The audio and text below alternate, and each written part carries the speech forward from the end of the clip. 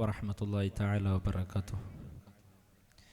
ബിസ്മില്ലാഹ് വൽഹംദുലില്ലാഹ് വസ്സലാത്തു വസ്സലാമു അലാ അഷ്റഫി റസൂലില്ലാഹ്. ഏറ്റവും ബഹുമാനപ്പെട്ട ഉസ്താദുമാർ, മറ്റു എൻ്റെ ശബ്ദം ശ്രവിക്കുന്ന മുതഅല്ലിം സുഹൃത്തുക്കളെ, വാക്കും വർണ്ണനകളും സസുലഭമായ ഈദ് റബീഇൻ്റെ ഈ സുന്ദര മുഹൂർത്തത്തിൽ കുടിയേറ്റം, അഭയാർത്ഥികൾ, അന്താരാഷ്ട്ര നിയമങ്ങൾ നിഷ്പ്രഭമാക്കപ്പെടുന്നു എന്ന വിഷയത്തെ ആസ്പദമാക്കി ഒരൽപ്പം സംസാരിക്കാം. നാഥൻ തൗഫീഖ് ചെയ്യുമാറാകട്ടെ. ആമീൻ. ഇന്നിൻ്റെ ഈ സുന്ദര മുഹൂർത്തത്തിൽ നാം ഇവിടെ സംസാരിക്കുമ്പോഴും ഫലസ്തീനിലും ഉക്രൈനിലും അടക്കമുള്ള രാജ്യങ്ങളിലെ അഭയാർത്ഥി ക്യാമ്പുകളിൽ എത്ര പിഞ്ചോമന മക്കളാണ് നരകയാതന അനുഭവിക്കുന്നത്. വിവിധ കാരണങ്ങളാൽ പല രാജ്യങ്ങളും നിരന്തരം അഭയാർത്ഥികളെ സൃഷ്ടിച്ചു കൊണ്ടിരിക്കുന്നു. റഷ്യൻ ഉക്രൈൻ സംഘർഷത്തിൽ വെറും 12 ദിവസം കൊണ്ട് 20 ലക്ഷം ജനങ്ങളെയാണ് നിഷ്പ്രയാസം അഭയാർത്ഥികളാക്കപ്പെട്ടത്. നിലവിലെ കണക്ക് പ്രകാരം ഫലസ്തീനിൽ അഭയാർത്ഥികളുടെ എണ്ണം 60 ലക്ഷം കവിഞ്ഞു എന്നാണ് ഇന്നത്തെ നവമാധ്യമങ്ങൾ നമ്മോട് വിളിച്ചു പറയുന്നത്.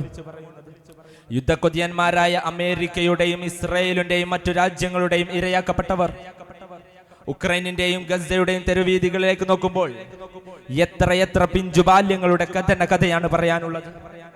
കൈകൾ വിച്ഛേദിക്കപ്പെട്ട, കാലുകൾ വിച്ഛേദിക്കപ്പെട്ട, മാതാപിതാക്കൾ നഷ്ടപ്പെട്ട എത്ര പിഞ്ചുബാല്യങ്ങളാണ് ഇന്ന് അവിടുത്തെ അഭയാർത്ഥി ക്യാമ്പുകളിൽ അധിവസിക്കുന്നത്. ഖേദകരമെന്ന് പറയട്ടെ, ഐക്യരാഷ്ട്ര ദിനം ആചരിക്കുമ്പോഴും ഈ വർഷം ഐക്യരാഷ്ട്ര ദിനം ആചരിക്കുമ്പോഴും ഗസയിലും ഫലസ്തീനിലും അടക്കം ബോംബ് വർഷം നടന്നുകൊണ്ടിരിക്കുകയാണ്. 2019 UN കിയൽ റഫ്യൂജി ഫോറം നിലവിൽ വന്നു.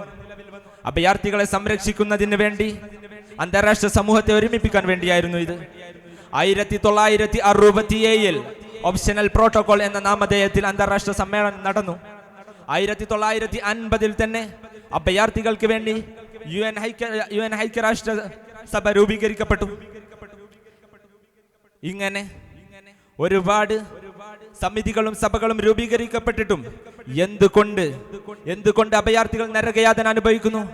അതിനുള്ള ഉത്തരം ഇന്ന് ഇത്തരം സമിതികളുടെയും സഭകളുടെയും തലപ്പത്തുള്ളത് യുദ്ധഭ്രമമൂത്ത ആയുധ വ്യാപാരികളായ അമേരിക്കയും റഷ്യയും ബ്രിട്ടനും ഫ്രാൻസും അടക്കമുള്ള ഒരു പറ്റം മനുഷ്യത്വം മരവിച്ച ഭരണാധികാരികളാണ്. നിലവിലെ കണക്ക് പ്രകാരം അഭയാർത്ഥികളെ സ്വീകരിക്കേണ്ട വികസിത രാജ്യങ്ങൾക്ക് പകരം 89% വികസ്വര രാജ്യങ്ങളാണ് സ്വീകരിച്ചു കൊണ്ടിരിക്കുന്നത്. ഖേദകരമെന്ന് പറയട്ടെ, അഭയാർത്ഥികൾ പലരും തങ്ങളുടെ ജീവൻ രക്ഷാർത്ഥം പായ്ക്കപ്പലുകളിലും മറ്റും വരുന്ന സന്ദർഭങ്ങളിൽ പോലും തങ്ങളുടെ രാജ്യത്തിന്റെ വാതിലുകൾ കൊട്ടിയടക്കപ്പെടുന്ന ചിത്രങ്ങളാണ് നമുക്ക് മുമ്പിലുള്ളത്. ലോകമനസാക്ഷിയെ കരയിപ്പിച്ച ഐലൻ കുർദി എന്ന പിഞ്ചുബാലനെ മറക്കാൻ സമയമായിട്ടില്ല. 2015 സെപ്റ്റംബർ 2 തുർക്കിയിലെ ബ്രോഡം തീരത്ത് മണൽത്തരികളെ മുത്തമിട്ട് കിടക്കുന്ന 3 വയസ്സുകാരന്റെ കുഞ്ഞു ശരീരമായിരുന്നു അത്. തന്റെ മാതാവിന്റെ കൂടെ സിറിയയിൽ നിന്നും യൂറോപ്പിലേക്ക് പലായനം ചെയ്തതായിരുന്നു അവർ.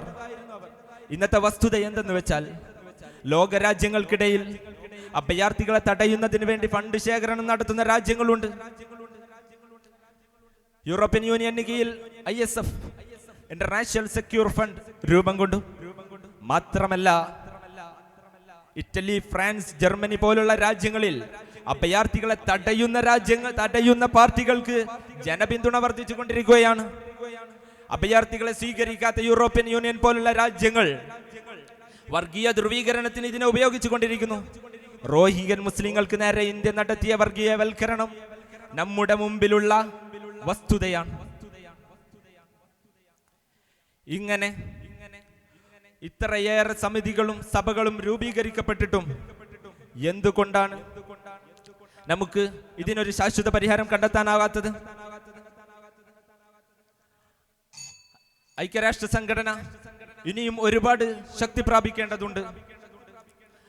ലോകരാജ്യങ്ങൾ ഇന്ന് സമാധാനം ആഗ്രഹിക്കുന്നു. എന്നാൽ അതിനെ ഇല്ലാതാക്കാൻ ശ്രമിക്കുന്ന ശക്തികളെ നാം തിരിച്ചറിയേണ്ടതുണ്ട്. അത്തരം ശക്തികളെ നാം ഒറ്റപ്പെടുത്തേണ്ടതുണ്ട്.